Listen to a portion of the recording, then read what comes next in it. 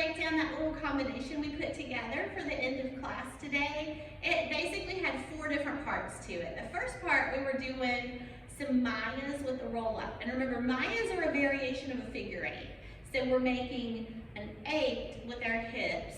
And the Maya version is the vertical kind rather than the horizontal kind. So I'm bringing my hip up, pushing it out, taking it down, back in. And then the other side does that same thing. Now we were doing these a little bit to the angles to make kind of that other level to it rather than just staying in place and doing Maya's side to side, back and forth, over and over.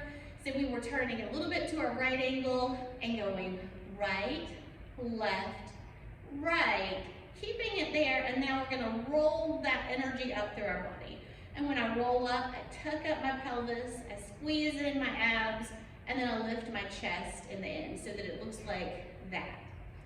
Then we're gonna take it to our left diagonal, so kind of step out with that first left one, right, left, roll it up. So that was the first part that we did. Then we had some walking hip circles. So when our hips are circling around our body, they can either go clockwise or counterclockwise. Our knees are soft, our feet are soft. We're trying to keep that movement in our hips. But as you have that moving around your hips, your weight is shifting on your feet. So there'll be places where your foot can pick up. Don't think about it too hard, just kind of let it naturally do it. As you shift your weight, you can pick up the opposite foot. If I'm going clockwise with my hips, I feel like that could make me walk to the right. If I'm going counterclockwise, I feel like I want to walk to the left. So that's what we did. We walked to the right and we used our hands to kind of accent where we were going.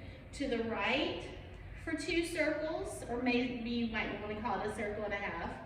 To the left for a circle and a half. Now we're going to do the right again, but instead of just going back where we just went, just to make it a little different, we're going to take that right towards our audience. So we're coming towards the audience. And now, to make it even a little bit harder, rather than just walking to the back with the circles, we did a 3-point turn. And straight on, a 3-point turn would be me stepping, turning to the back and stepping down, turning to the front and finishing. So we're doing that towards the back wall, starting with our left foot. So we're not quite going to end up at this angle again. We want to stop when we get straight forward again. So our 3-point turn might be, it's still 3 points, but we're not coming all the way around 360. We're stopping when we get to where our audience is in front of us, or the mirror.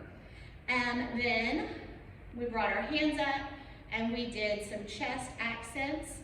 So those chest circles are the things that probably take the longest to get used to. It takes a long time before that feels natural with muscle memory. So we kind of broke down a circle a little bit. We lifted up and out to the right and back down, up and out to the left and back down, kind of in a V shape. Then we did a counterclockwise circle, and we needed to come right back to the top though, so it's more like a circle and a half. And then we were rolling down through our body, which is just the opposite of the roll up we did with the Mayas. I'm gonna take my chest from being lifted, pull it back in towards myself, squeeze in my abs, and then release my pelvis. Down here, we mimicked that same kind of action, but with our hips. We bumped out on the right hip, out on the left hip. We took our circle around counterclockwise and to the back, so about a circle and a half, and then rolled it back up.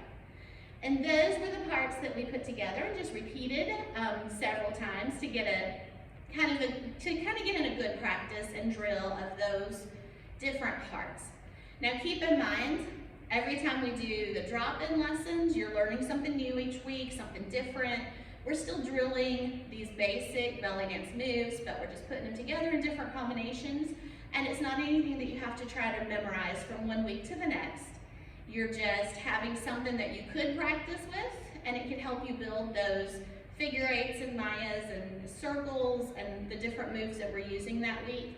But you don't have to try to memorize it. But here's what it looked like with the music.